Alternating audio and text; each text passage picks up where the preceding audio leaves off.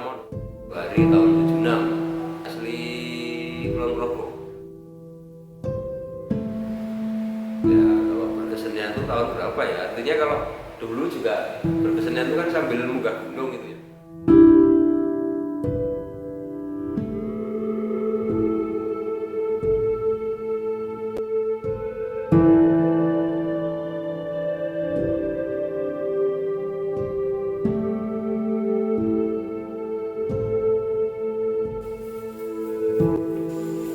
Inspirasinya ya saya dari gunung, dari pendakian, dari petualangan, dari alam terbuka lah minimal itu.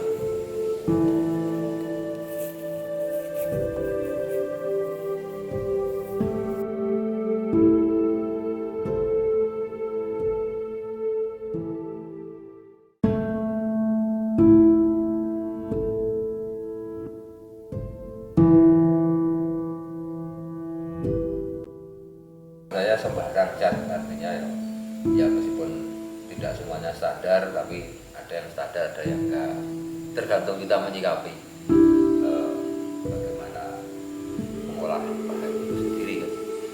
Kalau misalnya saya pakai cat yang mahal semua ya nggak kuat, saya nggak mampu lah.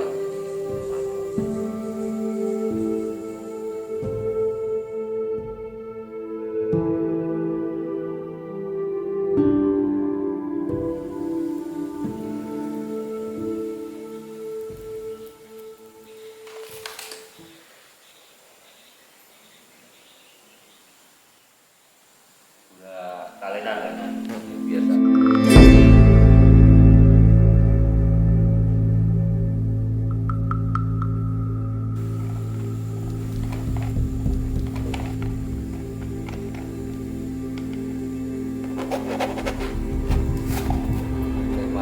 Tema Sixol.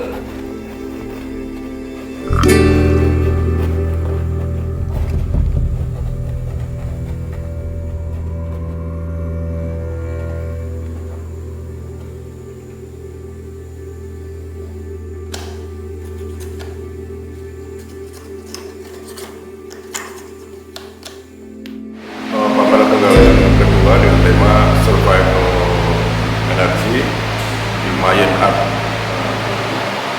Management ya, Art Gallery atau Art Space. Nah, menurut saya karya Hasbi Pramono ini perkembangannya cukup menarik. Sejak 2010, tahun 2010 yang saya amati karya-karya abstraknya, banyak misteri, banyak terinspirasi dengan bagaimana pengalaman dia mendaki gunung dalam penanganan bencana alam, pengamatan dia tentang bagaimana fenomena sosial dan sebagainya. Ini yang menginspirasi dia saat berkarya.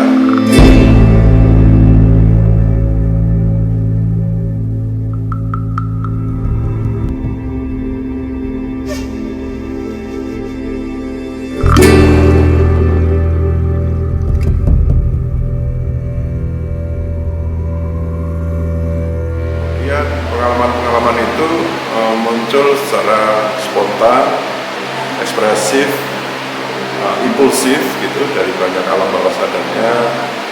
Kebanyakan karya-karyanya tidak terencana sejak awal, tapi mengalir dengan dengan ide-ide yang dikembang pada saat itu sampai karya itu selesai, sehingga karya-karya dia banyak menyimpan sebuah misteri, enigmatik. Sifat enigmatik ini kan susah dilacak pemaknaannya atau simbolisasinya, tapi sebagai karya seni abstrak hal seperti ini sudah sangat biasa gitu, ketika karya itu banyak menyimpan sebuah misteri yang artinya tidak nampak secara kasat mata apa yang dimaksud dari karya-karya abstrak ini. Namun ketika dialog dengan seniman, tentunya kita bisa membongkar satu persatu persoalan-persoalan atau imajinasi-imajinasi yang hadir di dalam karya itu. Nah, karya abstrak biasanya memang seperti itu sifatnya, beda dengan karya-karya yang realistik, yang secara kasat mata jelas bentuknya, jelas temanya, dan mudah sangat dibaca dan komunikatif. Tapi setiap karya, jenis karya apapun itu memiliki memiliki makna dan karakter atau esensi yang berbeda-beda tentunya satu dengan lainnya. Nah, seni kontemporer sekarang sangat terbuka luas untuk membangun isu atau filosofi apa saja dalam karya seni rupa. Seni Pramono ini bisa berkembang dengan tema-tema, dengan teknik yang tentunya lebih sempurna, lebih matang dan lebih artistik. Saya merasa setiap lukisan itu punya jodohnya, makanya sebagai seniman jangan memandang dengan cara mainstream, tapi bagaimana memandang seni rupa secara individual dan disempurnakan. Nah, setiap seniman, setiap karya yang sempurna, yang bagus pasti akan menemukan jodohnya. Tidak peduli itu abstrak maupun surrealis atau hiperrealis atau apapun, yang penting kreatif, inovatif, dan percaya diri untuk konsisten menjadikan karya-karyanya lebih sempurna dan lebih baik. Sepertinya ada perspektif Berkembang dengan tema-tema yang lebih baru. Nah, saya harapkan juga mungkin sambutan dari saya cukupkan sekian. Selamat Sri Pramono dalam pameran. menarik bagi saya. Dari satu sisi, seperti dikatakan Mas Kurator tadi, memang betul karya-karyanya karya abstrak ya. Kita semua sudah jiwa ya, yang menyatukan, ada yang menyatukan. Ini yang sangat menonjol dari karya-karya Mas Pramono.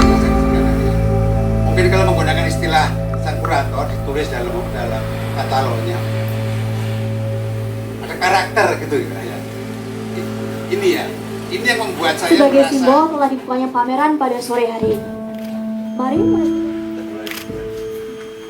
dengan ini dibuka. Boleh kita beri tepuk tangan yang meriah untuk acara kita pada sore hari ini?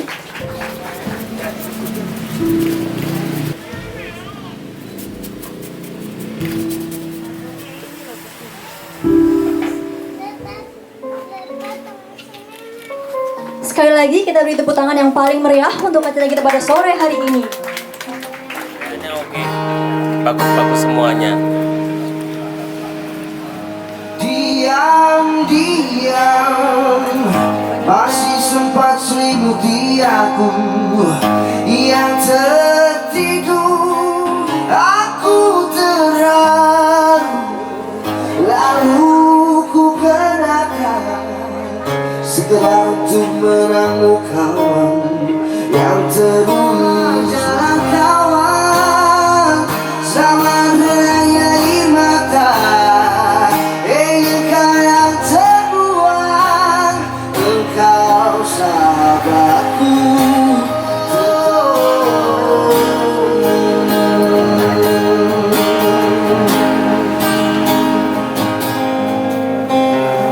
Engkau sahabatku, tetap sahabatku.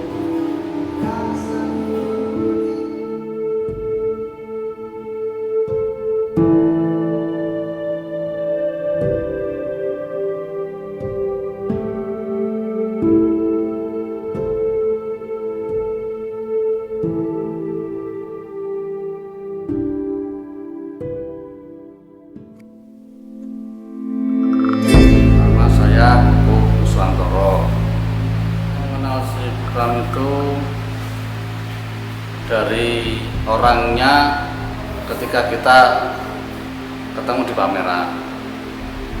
Lalu kalau karya-karyanya saya kenal juga sudah cukup lama lah. Kita sering datang ke studio ya, dia ngobrol-ngobrol, diskusi sama teman-teman, terus sharing-sharing pendapat tentang sebuah fenomena karya seni itu mau dimanakan, masa depan gimana, terus harus gimana cara menyikapi sebuah karya itu. Pameran saat ini yang ditampilkan cukup memberikan satu sumbangsi pemikiran ya kepada teman-teman generasi muda.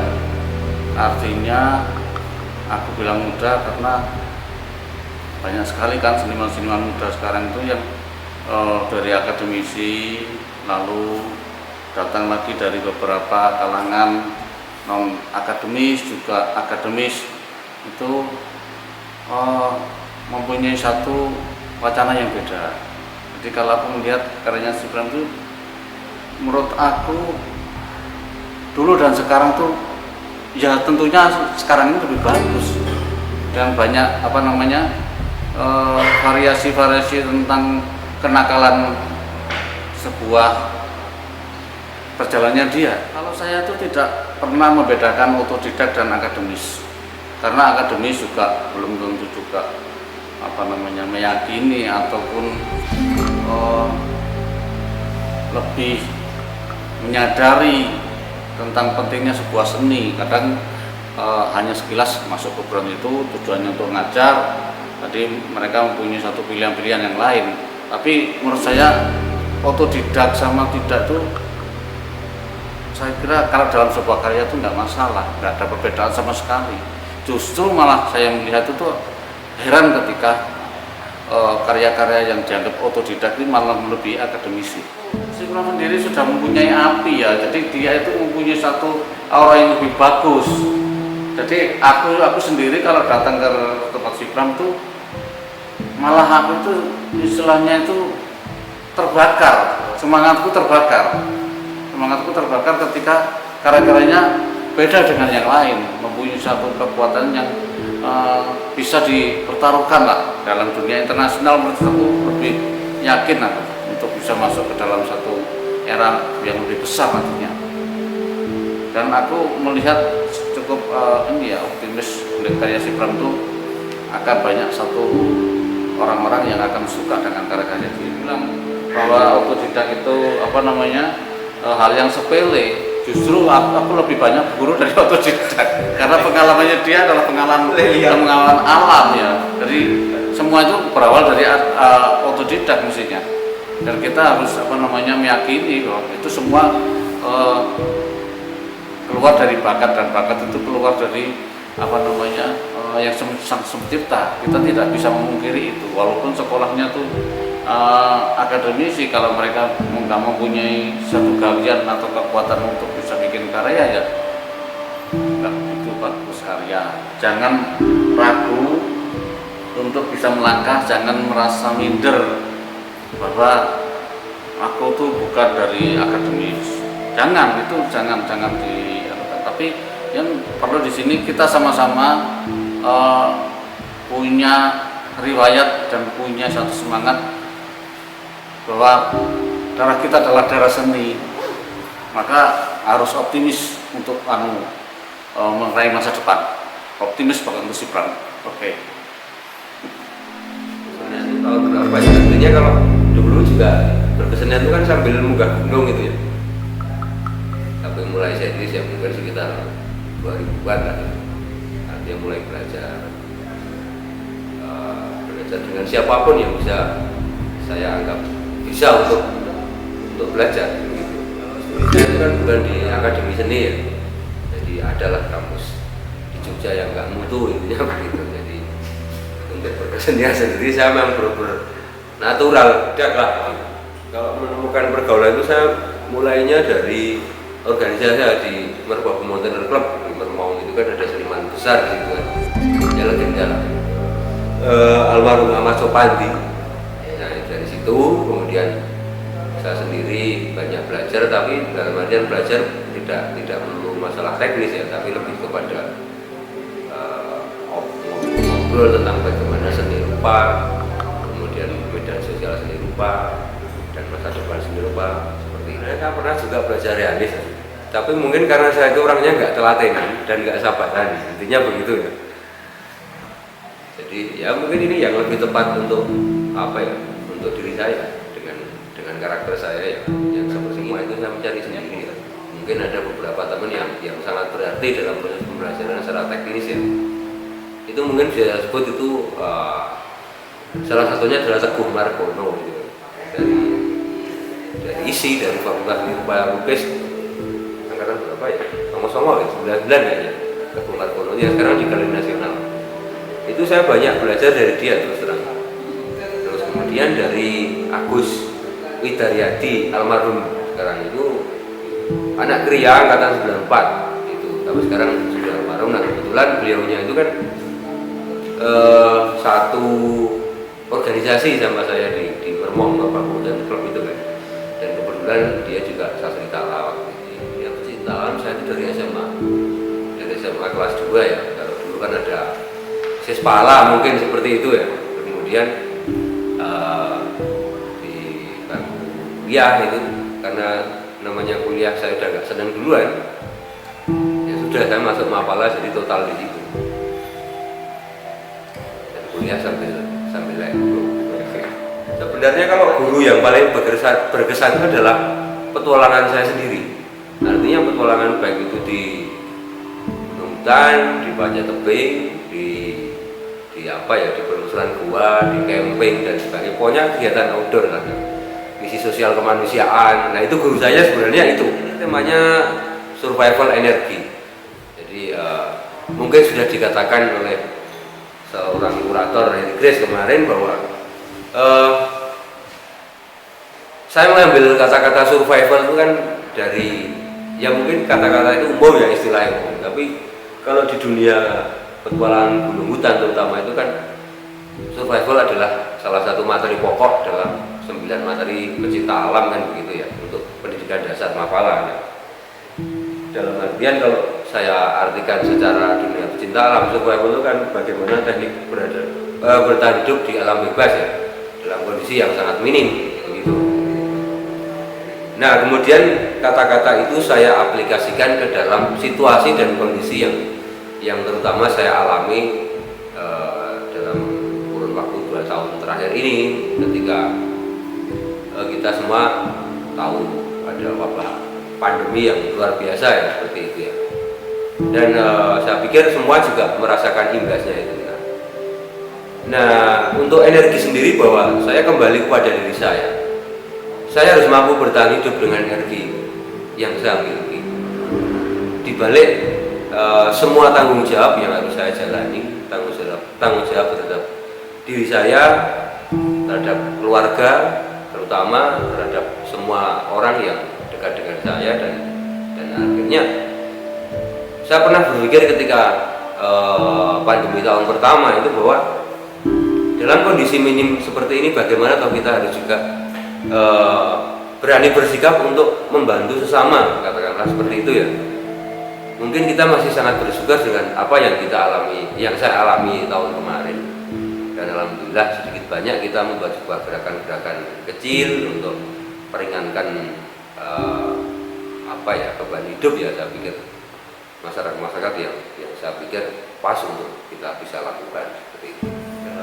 Mungkin tahun 2000-an ya, jadi hampir 20 tahun lebih lah, tapi udah saya potong sekali segini.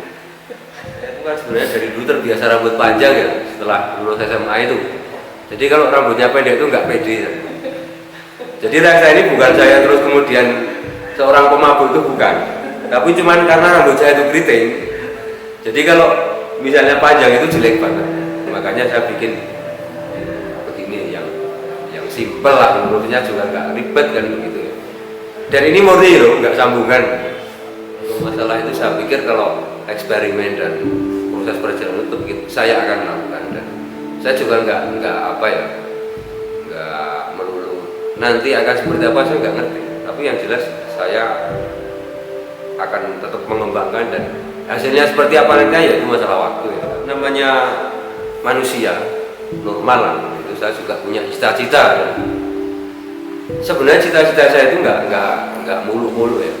Bagaimana saya tetap bisa hidup dari karya saya untuk membangun sebuah keluarga yang bahagia dan sejahtera, intinya begitu aja. Persoalan karya itu mau diakui atau tidak itu bukan urusan saya ya, tapi mungkin publik yang lebih memahami akan hal seperti itu yang sifatnya karya. Terus kemudian untuk pameran ya tetap saya punya cita-cita lagi yang lebih yang lebih mengerucut mungkin ya, pameran-pameran yang akan saya kemas insya Allah masa mendatang. Artinya mengerucut itu adalah sebuah gagasan tema yang mungkin lebih spesifik dari saat ini. Kalau dari keluarga alhamdulillah sekarang sudah mengakui. Kalau dulu ya kita sekarang saya bukan anak jahit. Namanya kita orang bukan dari akademi seni, itu kan berat dari manapun ya. Artinya yang saya rasakan bahwa saya pertama kali untuk pamer aja nggak pede. Sampai sekarang pun saya juga nggak pede sebenarnya. Karena saya merasa saya itu bukan apa-apa, bukan siapa-siapa kan gitu. Dan kemudian ada yang terus mensupport saya, termasuk juga yang peranan paling penting mensupport itu adalah keluarga saya, anak istri saya, kemudian yang kedua adalah Mas Grace itu yang walau bagaimanapun orang mengatakan beliaunya itu seperti apa, tapi bagi saya itu adalah guru saya. Artinya guru yang selalu setiap saat membimbing sampai dengan saat ini. Capaian karya memang sebenarnya karya kan sudah ada ya, artinya saya nggak bahas udah karya limbo kemudian dipilih, ya udah gitu aja. Masalah capaian artistik atau pencapaian karya sampai dengan saat ini, saya pikir yang lebih tahu adalah publik, bukan saya. Kalau saya berpikir ya ada yang menurut saya asik, ada yang menurut saya biasa-biasa aja, ada yang mengena dalam hati saya, gitu. Jadi silakan publik yang menilai. Aku terharu, lalu ku kenakan segera untuk meramu kawan yang terus jalan kawan sama hanya air mata ingin yang terbuang engkau sahabatku.